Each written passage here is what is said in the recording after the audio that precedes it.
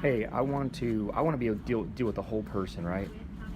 So, Thomas, this is arguably like the most thorough shoe shine I've ever had in my life. But what you said to me was you got into this because your dad's health dropped off, right? Absolutely. My dad had a stroke. Yeah. Very, very poor health after doing this for so many years. He gave his life to this 7 days a week.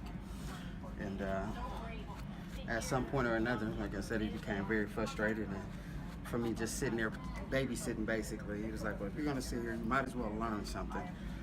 So, I got up there and I started learning. And I've been a bootblacker ever since. That's what you call it, a bootblacker? That's what a shoe shiner is. That's the name of it? That is what a shoe shiner is considered from the ancient days. Is with people that took care of shoes were called bootblackers. That's how they were referred to. So as a bootblacker, you said you've met some amazing people. The best people I've ever met in my life has come through this. And you've been doing this how long? 2 years. All right, and you told me about a guy from Cleveland. What'd he do? The corporate tax attorney, the guy came in, got his shoes shined. We were just having a conversation because to be a shoe shiner is actually more than shining shoes. You need to be something like a therapist. You need to be able to talk. You need to be relatable.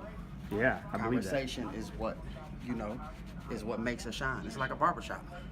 People come to a barbershop, they talk. Yeah. They dialogue, they communicate. Yeah, they do.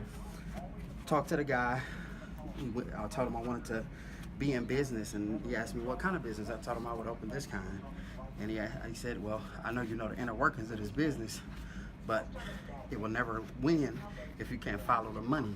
So he went next door, found all the business books he could find, bought them all for me, tried to get the guy to not pay me for the shoe shine, but he was pretty persistent. Tipped me really good, gave me the books. Since then, he calls me, checks on me. Called me one day, said, I think you need business 101, college books. Yeah. So he just sent me my college books and told me if I was dead serious about it, that he would pay for me to go back to school. This is a stranger who sat down in your chair. That I've never met. He walked over. So by the way, was he coming or going from the airport here? He was going. He was catching a flight. Yeah, he's hired through a corporate company in Chicago. Okay. He was contracted through a company in Cleveland, so his service of working there, he had to relocate there, so that's where he is now.